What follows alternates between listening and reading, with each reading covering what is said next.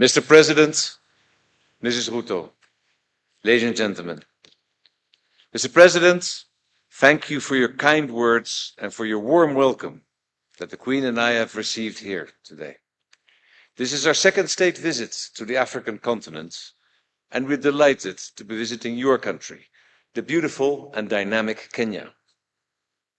My love of Africa was passed down to me at a young age by my father, who spent 10 years of his childhood in then Tanganyika.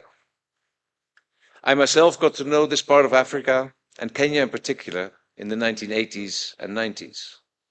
First as a pilot for AMREF Flying Doctors, and later as a pilot for Kenya Wildlife Service, where my work included protecting elephants from poachers in Meru National Park.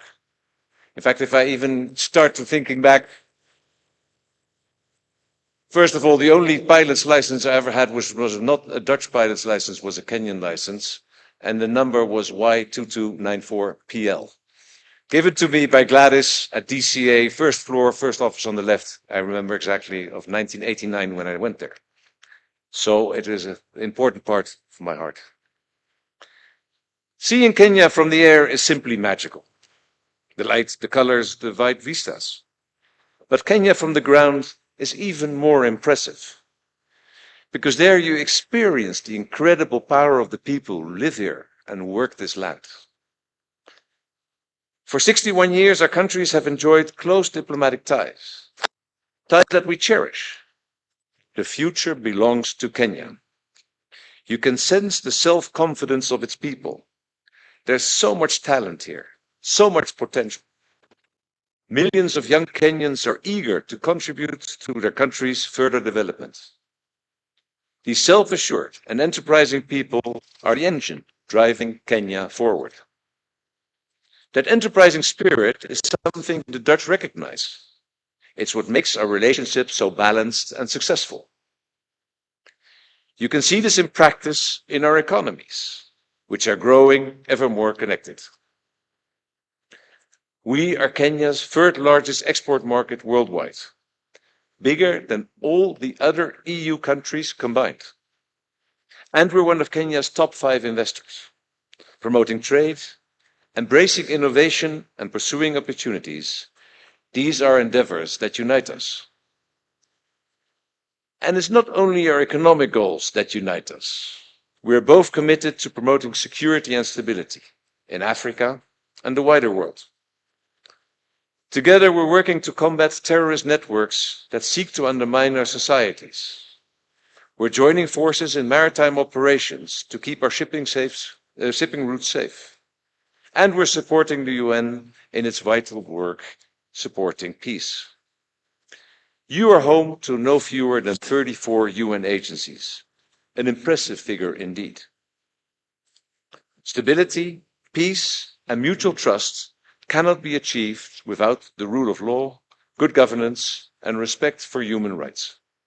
Freedom of expression and due process are laid down as key principles in your constitution and in ours.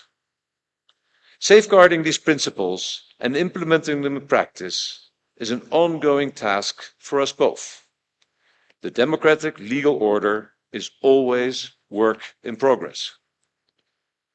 You are aware of our concerns regarding reports of abductions and impunity. As equal partners, we can discuss such issues candidly. We encourage all efforts aimed at ensuring accountability for human rights violations. Kenya has a treasure trove of human capital at its disposal. Young Kenyans want to be taken seriously, to work as free citizens on building the future of their country. Today, we spoke to a number of them and listened to their stories. One of Africa's unique strengths is the deeply rooted tradition of involving communities in decision-making and seeking consensus. This wonderful country can grow even stronger by allowing scope for contributions from all its people, sitting down and talking until a consensus is reached. We're grateful for the opportunity to hear about the experiences of Kenyans from all walks of life. Every strong relationship is based on the ability to listen. and that too is why we are here.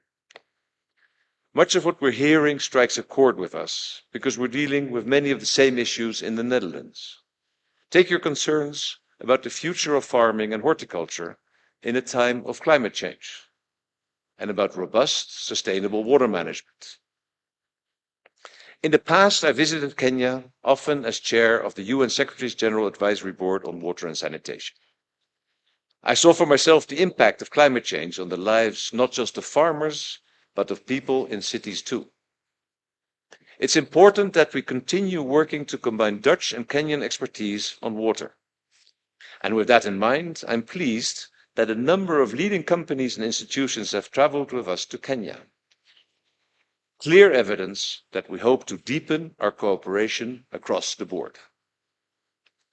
In times of uncertainty, when large parts of the world are facing tensions and conflicts, dialogue and partnerships are essential. For over 60 years, Kenya and the Netherlands have shown how strong the ties between Africa and Europe and how successful our cooperation has been. As members of bodies like the UN Human Rights Council, we meet each other in the global arena. But you don't experience the magic of Kenya at conferences, however important they may be. You experience it here. The aromas, the colors, the stunning natural beauty, the vibrant city life, and above all, the incredible life force and energy with which the Kenyan people are steering this country into the future. May I ask you all to join me in raising your glass.